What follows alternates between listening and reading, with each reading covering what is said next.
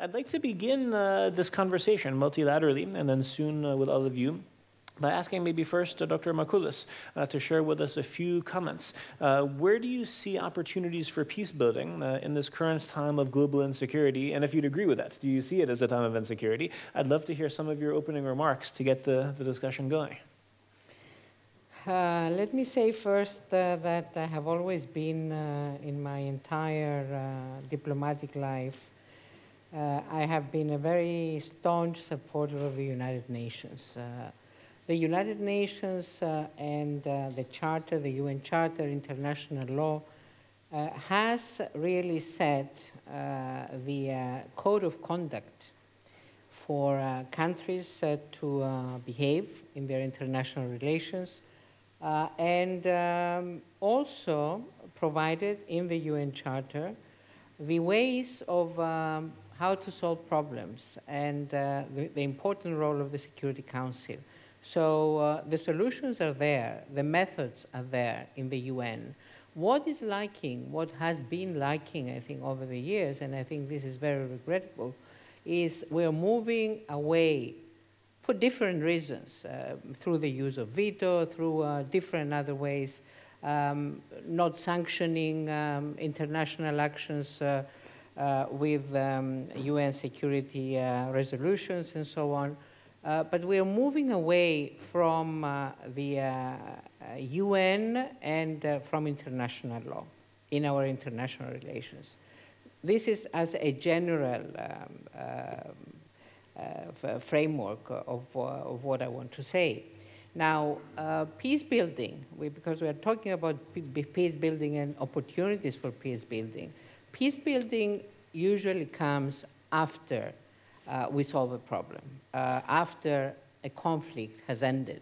And this is really how we strengthen the society, we strengthen the structures in a country, in a society, in a region, so that we prevent the recurrence of conflict and the recurrence of fighting. There are different methods. If you may recall, I was at the UN at the time. In 1992, there was a very famous agenda for peace by the then Secretary General Boutros Boutros-Ghali. I think in that report, the agenda for peace, he has put everything in place of what the international community has to do, and that's peacemaking, preventive diplomacy, a very important concept, preventing, how to prevent through diplomacy, and why not cultural diplomacy, the recurrence of fighting, and also peace building and peacekeeping. So everything is there. The question now is, are we doing enough?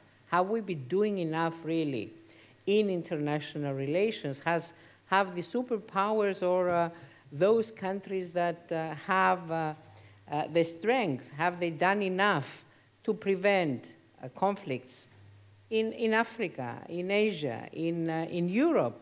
Have they done enough, and in what way?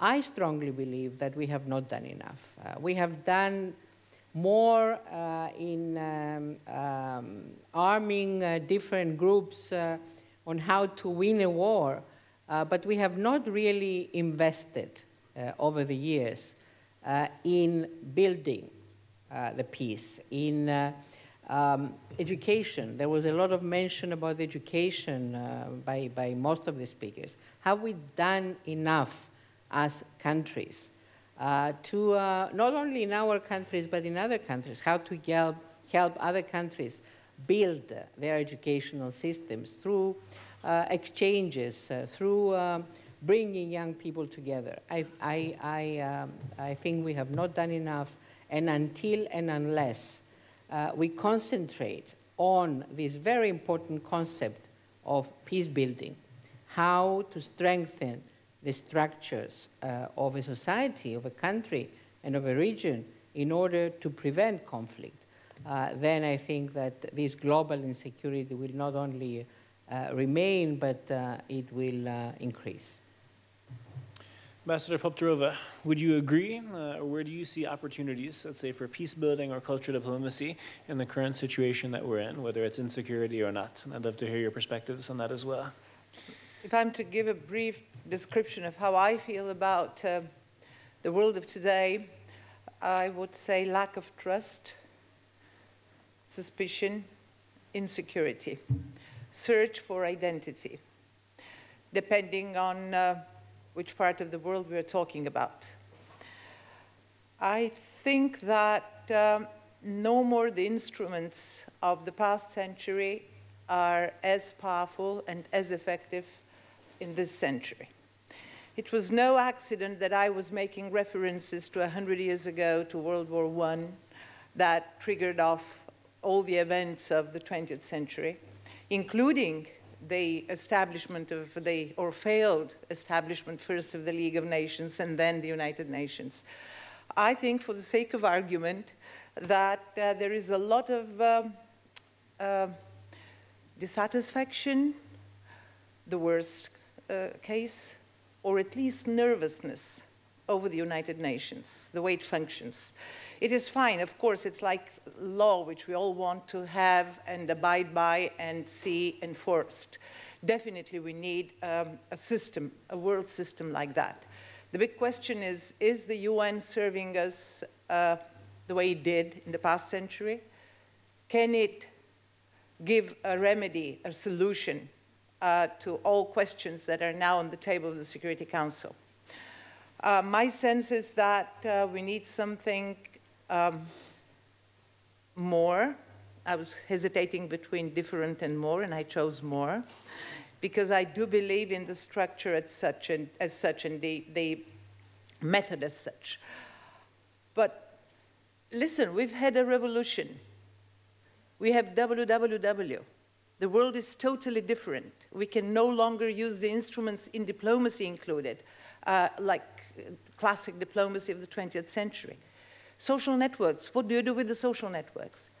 Can you have really, how should I put it, secret negotiations over something without always being mindful that you can never, and you should never, expect to have partitive discussions and arrangements take place in today's world. So I think we should think diplomacy in a totally different way. And this is why I'm so excited about ICD. This is a first attempt, that's how I see ICD, a first attempt at looking at diplomacy in a different manner. I've worked, I happen to be in both centuries. I worked before 1990 for us, as I told you earlier, but okay, let's say 2000. I'm working now in that field, and I can tell you, what we used to do and work and know pre-2000 is not the same anymore. And this is why I would think that what we need is, first of all, engage population groups. It may not be strictly professional diplomacy. Of course, we are jealous. We want to believe we are working in a very mystique, very protected, very important sphere. And we are, for good or for bad, but it has to open to engaging broader groups of society. Otherwise, diplomacy will go nowhere.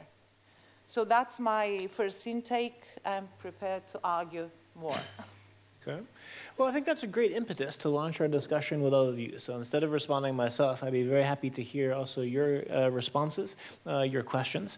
As always with the ICD, hopefully we don't agree on all these issues, so hopefully we can get discussion, debate. In that sense, really all perspectives, all viewpoints are very, very welcome. As always, I would request that whatever the positions are or the questions, please pose them in a respectful way. And let's open up the dialogue. So I see the first hand there. My colleagues can maybe assist. There was a wireless microphone, so maybe Victoria, if you could assist. I'm not sure where that went to. Let's make sure that we have all of our voices heard. And then there's the gentleman with the white hat there was first. As always, if everyone could briefly introduce themselves when posing the question, would be excellent as well. So just in the middle here, Victoria, there's a gentleman with the white hat. If you could just bring him the microphone, would be great. And we look forward to the multilateral discussion.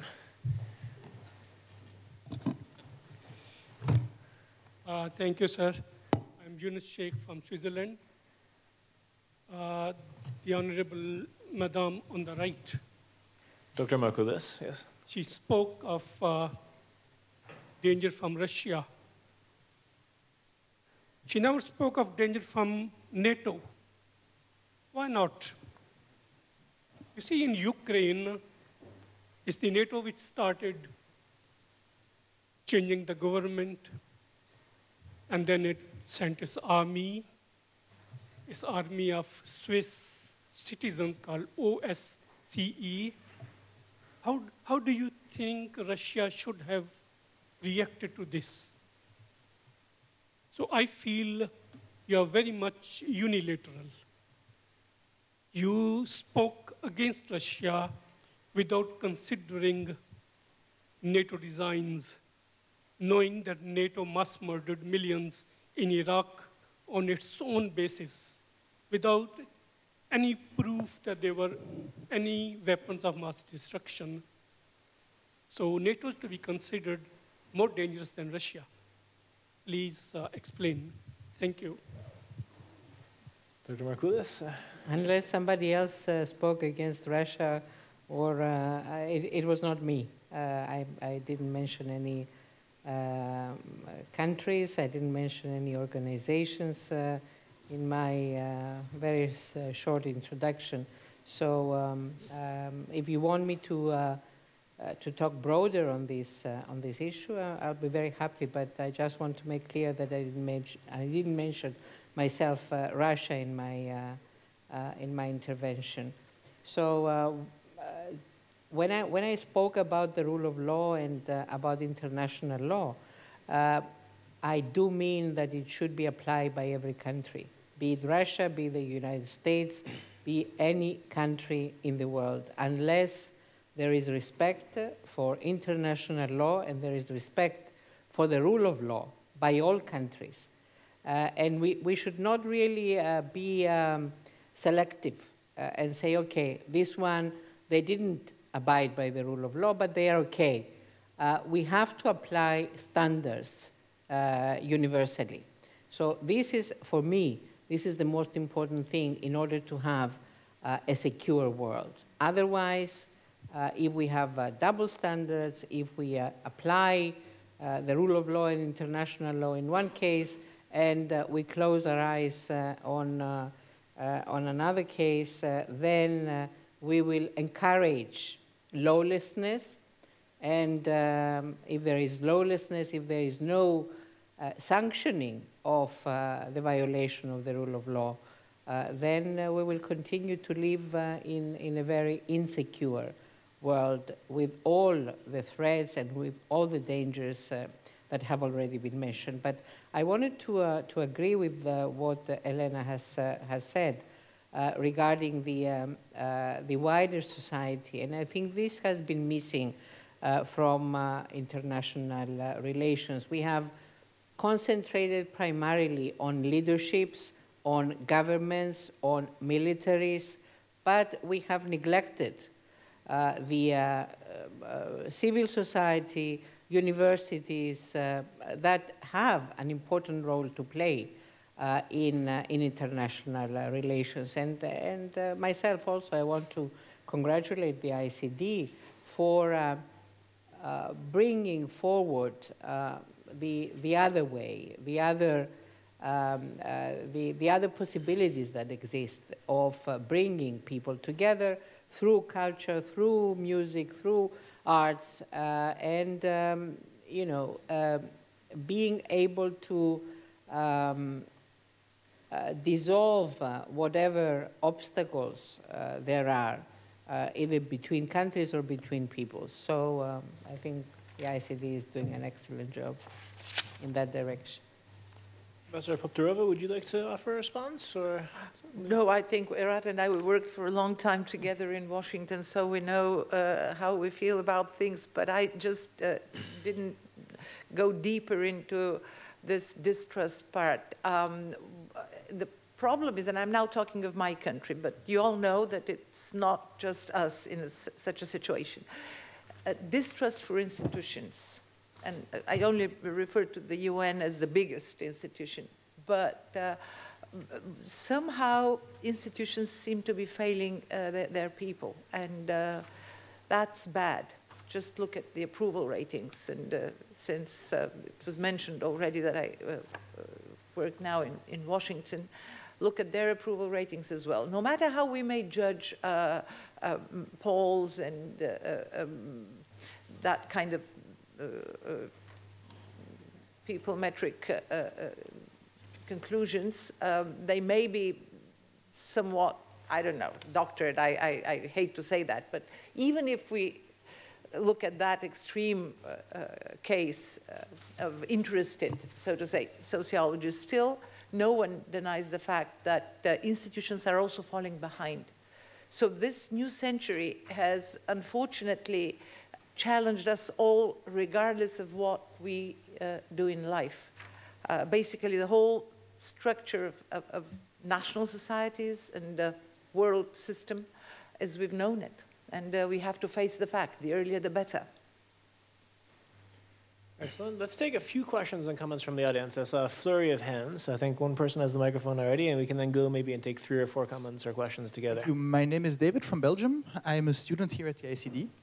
I have heard both of you say that you have much trust in the institutions that exist now, the United Nations, the NATO. I was wondering, after the fall of the Iron Curtain, the NATO and the West in general were victorious, perceived as the liberators. Now things have evolved, and many different countries and regimes in the world are themselves emerging and propagating their own system of values, their own way of working. I was wondering how the NATO or different systems here in the West can find a new way of working when we see different countries, for instance in Asia, but not limited to Asia, forming their own, I don't want to use the word competition, but it is competition to NATO, and how can diplomacy evolve into what some would call, yes, a more multipolar world if our system, like the United Nations with its veto system and like NATO, are really built on a bipolar world after the fall of the Iron Curtain. Thank you. I hope you understand my question. Okay, and if you could hand the microphone in front of you, there are two ladies who'd like to also offer some comments. And please introduce yourselves. Thank you. My name is Techelesani Chivase. I come from South Africa. And I'm a 2 weeks student of ICD. And I would like to agree with the ambassador and also to pose in a question.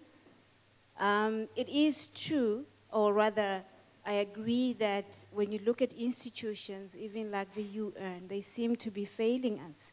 However, as a young person or as a student just starting off the career, one is tempted to look at 4 things that I personally think that are lurking in our global society that could be contributing to peace building. The first one being honesty. How transparent, how genuine are our relationships as nations and as individuals? I think if we can answer that, we can find a common ground. And my second one would be what I call common sense, or rather effective communication. How well are we getting to know one another? How much are we interacting? I liked what the Prof. Chancellor of Christopher was talking about education, mixing and really getting to know each other instead of Googling and researching each other on the internet or reading about each other. Because I don't think you can get to know who I am, and neither can I know you through Googling. But how effective is our communication and how effective is our interaction? And I think that is lacking in our societies. And my third one being courage. I think there's a serious diversity of courage in our societies today. Who will stand up and correct the wrong that we all are seeing? Or will we sit in our universities or sit in our countries or in many seminars like this, present a lot of research papers, and we all know and can point out the problem, but nobody is courageous enough to stand up and correct the wrong. And I think, for me, that is missing. Not that we don't know the problem. I think we globally have identified the problems. But who will stand up and correct the wrong. And my last point would be leadership. Whom do we follow? Whom do we look up to? I think we do great work in class. We do great work in research. But practically, whom do we look up to? Who's got the vision of where we want to go? Our very own Nelson Mandela said, compassion is necessary. You can achieve very little if you think the most important thing is yourself. And I think it's a comment, it's a question, but I think those things are lacking in our global society. If not, I would like to hear your thoughts. Thank you very much. And I think just next to you also. Okay. Yes, hi. Again, my name is Lisa. I'm from the US, and I work for the United Nations. I've worked there for over 10 years, and when I look at it, I know that it is an organization of states. It's a political organization. It's an organization where states bring their own agendas to the table, and they make decisions from their own agendas, their own political, commercial, self-interest. So my question is, in order to address some of her questions and some other questions about having a world that's more culturally sensitive, that really takes has more compassion, has the world interest at heart and not a national interest. Where do you see culture in this? What remedy or solution do you think needs to happen? So perhaps the Security Council could be extended or expanded to include, you know, some of the countries where the majority of the Security Council decisions are taking place. What kinds of remedies, solutions, prescriptions do you see in this changing world that we're in now? And I saw two more hands. The Deputy Prime Minister of Uganda, I think, was first in the middle, Victoria, just here in the middle. And then we'll come to one of our master's students in the third row.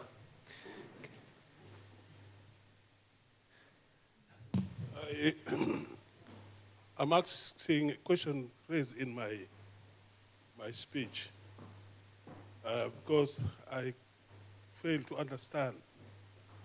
Perhaps if people can help me. I said, I talked about walls being built, including the one between Israel and Palestinian. And I said some of these problems between Israel and Palestine has been created since 1948. To date, if anything, it has created more problems. And this conflict was not there before 48. These people who created, including United Nations, are they prepared? Are they seeing any chance to solve these problems in the future, or it will be left as it is? This is something which is puzzling my mind since. Can the panelists help explain? How are they thinking about it? Solving the problems which was created by UN from 1948. Thank you. Now, Victoria, one more question. Our master's student has been waiting patiently there, and then we'll come back. You've got a lot of fuel for thoughts for some responses for the panel. Good evening, board members and colleagues. This is Manas Tiwari from India. I'm the master's student in ICD. My question lies to the topic, a world without walls, and it goes to the UN envoy. Like, how could we use cultural diplomacy as a tool to achieve the goals of management development goals of United Nations? Okay, so who would like to go first? Dr. Markoulis, Ambassador Abdullah? Okay. First of all, when we talk about the United Nations, we are not talking about a world government. I mean, that has to be made very clear. It has always been said that the United Nations is what the governments that make up the United Nations, and especially the governments that make up the Security Council, especially the 5 permanent members, whether they have the volition, the willingness to solve problems, or whether they want to see perpetuation of problems for their own reasons. So it's not, when we talk about the UN, it's not a world government first, and it's not an organization. For example, the Secretary General, he doesn't have any power. He's really implementing the decisions of the other organs of the United Nations. It's a secretariat.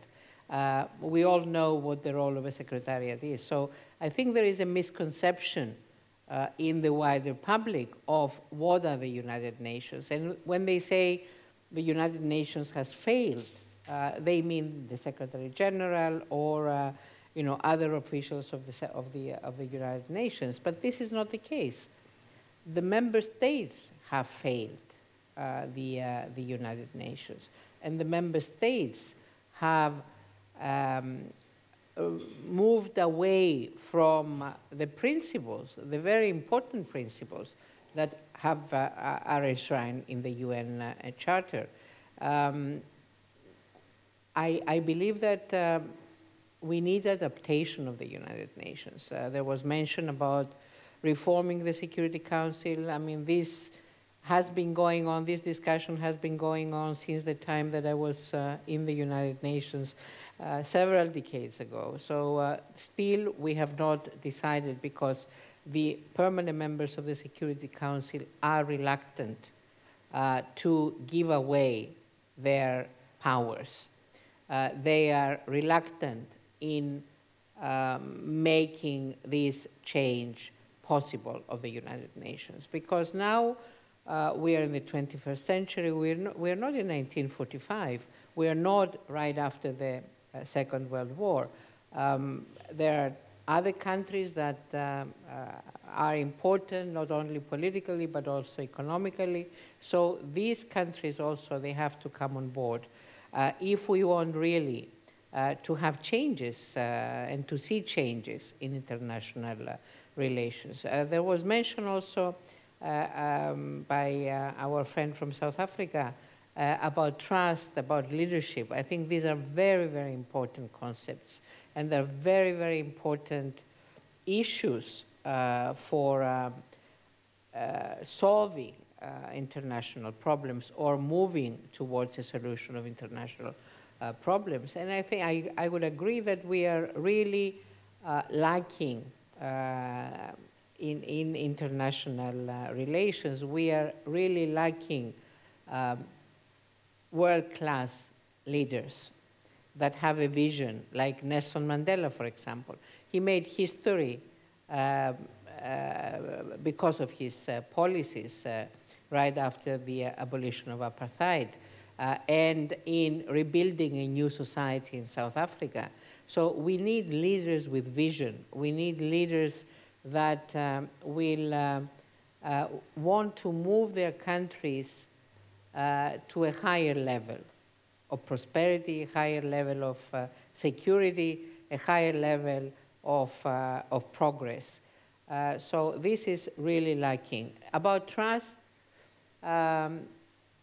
this is also extremely important, but unless there is trust in bilateral relations or multilateral relations, then I don't think that we can move forward.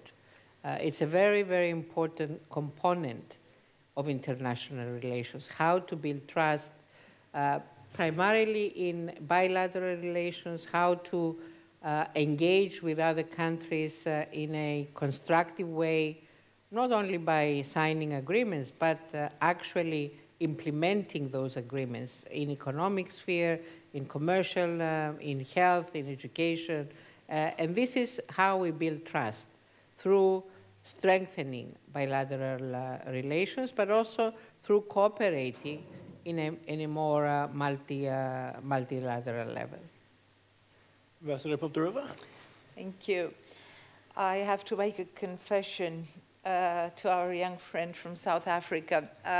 If you would ask me what my life guiding belief or motto would be, it is not religion, it is not ideology, it is not the preferred policy, although I'm tempted by policy, obviously.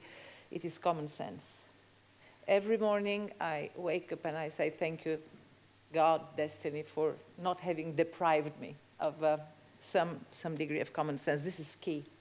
Because at the end of the day, no matter in what formats we operate, common sense is the definitive value, I think. And I agree with all points that you made, as if I've been in your head, that much I identify with you. Leadership, it's, you know what? I'll be naughty tonight, Mark, if you would allow me. But we've been thinking, when we get together, friends, colleagues, we're thinking, what's wrong with Europe? Again, the wall, Helmut Kohl. We don't have that size of leaders anymore. I don't dismiss anybody, believe me. I know how hard it is for a leader today with all these complications. And yet, when we look back, there is no this number of because you need a critical number of leaders too, in Europe for sure. I promised I'll be naughty, and you'll now know why, Mark. You know that the midterms in America just ended. And was it, I don't know, I'm still a little bit jet-lagged, but was it yesterday or the day before? The Post, Washington Post, among many other comments, came up with a very aphoristic line, namely, President Bush, George W., is a leader who didn't like to think. President Obama is a thinker who doesn't like to lead or love to lead. So that line tells you how much is expected of someone who may have many other qualities and circumstances put him in a high leadership position. You have to be so many things. And that's probably a challenge for the coming generations. We expect somebody who can be many things to come up from the younger people, because there is less inhibitions, less burden, less references to past periods. I trust my faith with the younger people, which is a banal thing. I know that everybody says that, but please believe me, there is so much free thought among the younger ones that that's where we should look at. There was a question about NATO. I should start by saying that I'm a believer in NATO. I'm a supporter of NATO, not because of what I do, but because of who I am.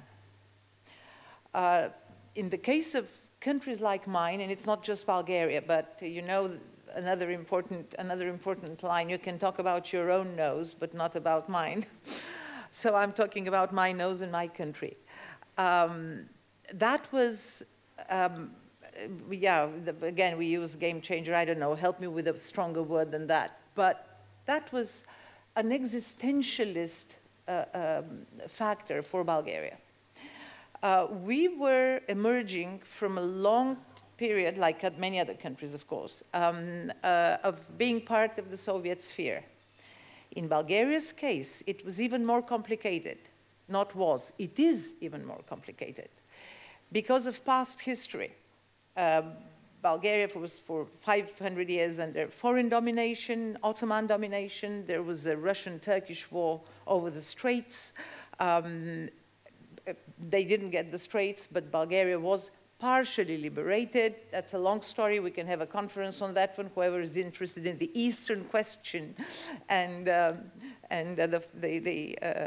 dismantlement of empires. We can talk about that. I know that Herati has a lot to say here as well. But bottom line, Bulgaria is in a very peculiar, very specific situation where Russia, Russia/Soviet Union/Russia, in a period of over 100 years, Russia was portrayed both sincerely and emotionally, but also manipulatively and for private and narrow political ends as the country, the factor for Bulgaria. No matter what we do, Russia comes first, to the extent in past times that Russia was officially announced to be more important than Bulgarian interest. And I can talk to you later, I can give you a number of examples, beginning with the alphabet, with the establishment of the Bulgarian state, which was many, many centuries before the Russian state was established, etc. But these are, as I say, very specific Bulgarian matters. So how does a country like Bulgaria emancipate itself? By belonging, declaring its affiliation with a family of nations that will help us Bulgarians become independent here. No, not even here, here. Because what has developed over decades, over more than a century, was this gut feeling that what happens there? What would they think? How would they react? Believe me, this is not a way for a nation to exist. I know what the strong sides, what the weak sides of NATO were. If Mr. Putin hadn't decided to annex other countries' territories, NATO would have looked for out of territory missions, out of area, because there was this big debate, out of area, out of mission, in the past 10 years or so. It would have been Afghanistan, other missions in Africa, and yet it probably would have been, again, not especially convincing about the role of the alliance. Again, as I mentioned with regard to the UN, NATO cannot remain what it was when first established. No matter how we judge Russia's, or I make a distinction here, Mr. Putin's policies today, this was such an alarming signal that what we believed in 1990, that was, I was talking of this euphoria and this hope that finally we're in order. This was an awakening signal that Europe is not yet a done deal. Look at my region, Southeastern Europe. Nothing should be taken for granted yet. So by again being extremely conscious and sensitive and mindful of what this century is all about the importance, I believe, of identities, individual people's identities, which are becoming, I think, more and more relevant in today's times, and also identities of nations which relate to other countries and to other nations. NATO has to take care of all of that. But as I say, from a Bulgarian perspective, I think that was so important, even more important than our EU membership, because we believed ourselves to be Europe. We have been Europe, divided by this wall or iron curtain, depending on the vocabulary you use. But NATO was the geopolitical game changer. Thank you very much. Let's take maybe a few final more questions, and we're about at the time when we should start wrapping up. But let's take one more round. I want to make sure that all voices get heard. So if you could please raise your hand in case you have another comment or a question. I see my colleague Darnell, if off to the side. He wants to come to Washington. And then also Yehoshaphat, excellent. He wants to come to Washington. I promised I'll lobby for him. Aha, okay. So. She's lobbying. Excellent. I'm lobbying. Hey, thank you. Wow, I've been down in the basement and doing interviews. I haven't had a chance to follow the conversations, but you've sparked my interest. I'm a former U.S. Army soldier, former NATO soldier, and just I just thought about some contradictions. You see, most of the young soldiers, and most of them come into the military between the ages of like maybe 17 to 25 years old. And a lot of the American soldiers have no idea of history or even geography. And I find it, and even when I'm a Vietnam veteran, and I think people should understand that it's difficult for me to wrap my head around dying for a cause and when you don't even understand what you're fighting for.